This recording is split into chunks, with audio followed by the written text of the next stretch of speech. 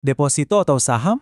Mungkin ini pertanyaan yang lagi kepikiran sama kamu pas punya dana lebih. Dua-duanya populer, tapi wah beda banget. Di sini kita bakal kupas tuntas, mana yang paling pas buat kamu dengan cara yang santai dan langsung ke intinya.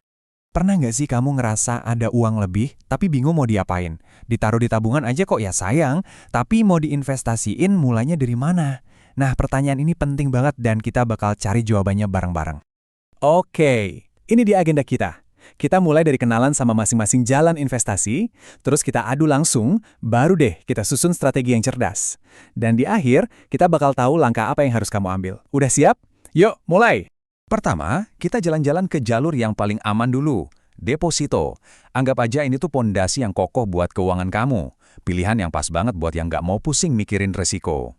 Jadi, deposito itu apa sih? Gampangnya gini deh. Kamu kunci sejumlah uang di bank buat periode waktu tertentu, bisa sebulan, 3 bulan, setahun, dan sebagai gantinya, bank kasih kamu bunga yang udah ditentuin dari awal. Bunganya ini jelas lebih tinggi dari tabungan biasa, tapi ada syaratnya. Uangnya jangan ditarik sebelum jatuh tempo ya, nanti kena penalti. Oke, apa aja sih ciri khasnya? Bunganya itu tetap, jadi kamu bisa tidur nyenyak karena udah tahu pasti bakal dapat berapa. Risikonya? Wah, rendah banget, karena simpanan kamu itu dijamin sama LPS sampai 2 miliar rupiah. Tapi, ada tapinya nih, likuiditasnya rendah, artinya uang kamu terkunci dan nggak bisa dicairin sewaktu-waktu tanpa kena denda. Nah, sekarang kita pindah ke jalur yang jauh berbeda, saham. Kalau di sini, permainannya soal potensi untung yang gede banget, tapi ya harus siap juga sama yang namanya naik turun harga, alias fluktuasi. Terus, saham itu apa? Gini, pas kamu beli saham, itu artinya kamu lagi beli sepotong kecil kepemilikan dari sebuah perusahaan. Keren kan? Kamu jadi salah satu pemiliknya. Untungnya bisa datang dari dua sumber. Pertama, dari bagi hasil keuntungan perusahaan yang namanya dividen, dan kedua, dari kenaikan harga sahamnya itu sendiri, atau yang biasa disebut capital gain. Karakteristiknya, wah, ini kebalikannya deposito. Nilainya bisa meroket tinggi, tapi bisa juga terjun bebas. Nggak ada jaminan dari LPS.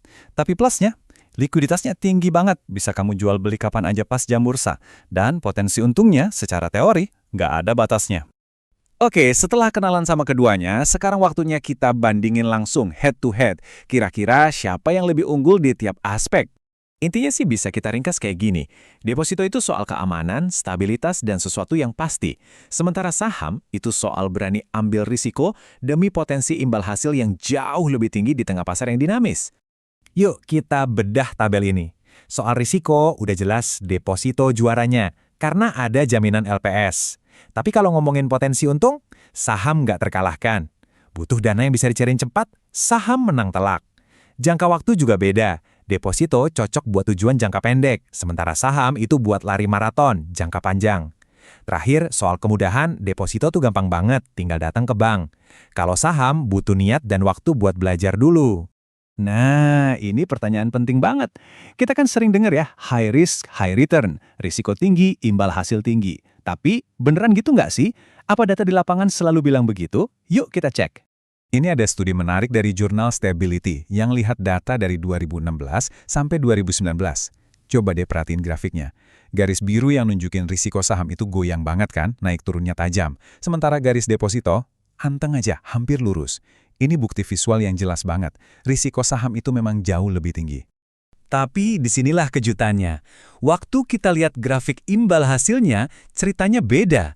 Lihat deh, kedua garisnya deketan banget. Studi ini akhirnya menyimpulkan kalau secara statistik, ternyata nggak ada perbedaan return yang signifikan antara keduanya di periode waktu itu. Ini jadi pengingat penting buat kita, risiko yang lebih tinggi itu nggak otomatis jaminan imbal hasil yang lebih tinggi, apalagi dalam kondisi pasar tertentu. Terus gimana dong? Kalau gitu, apa yang harus kita lakuin? Nah, jawabannya mungkin bukan memilih salah satu, tapi menggabungkan kekuatan keduanya. Mari kita bahas strategi portofolio yang cerdas. Kuncinya, seperti yang dibilang di sini, adalah diversifikasi. Gampangnya, jangan taruh semua telur kamu di satu keranjang. Dengan menyebar investasi, kamu bisa dapat yang terbaik dari keduanya, keamanan dari deposito, dan potensi pertumbuhan dari saham. Contohnya gimana? Salah satu strategi yang populer itu alokasi 70-30. Maksudnya, 70% dana kamu ditaruh di deposito yang aman buat jaga stabilitas. Sisa 30%-nya baru deh dialokasikan ke saham buat ngejar pertumbuhan. Ini cara praktis buat menyeimbangkan keamanan dan potensi untung.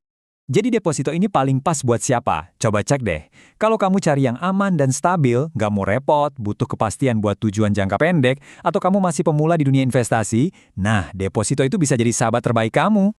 Lalu, kapan saham jadi pilihan yang oke? Kalau kamu pengen potensi untung yang lebih gede, siap mental hadapi naik turunnya pasar, dan punya waktu buat belajar. Terus, tujuannya juga buat jangka panjang ya, di atas 5 tahun. Dan yang paling penting, kamu sudah punya dana darurat yang cukup.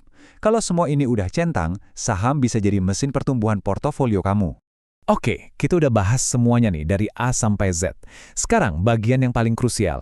Jadi, langkah kamu selanjutnya apa? Gimana caranya ngambil keputusan yang tepat?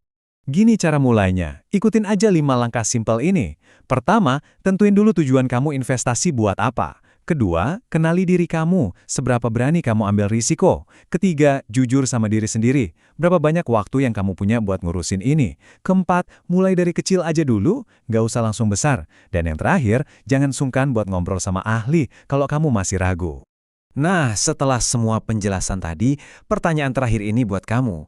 Coba renungkan, kamu itu investor tipe yang mana? Tipe yang cari aman dan stabilitas, atau tipe pemberani yang kejar pertumbuhan jangka panjang?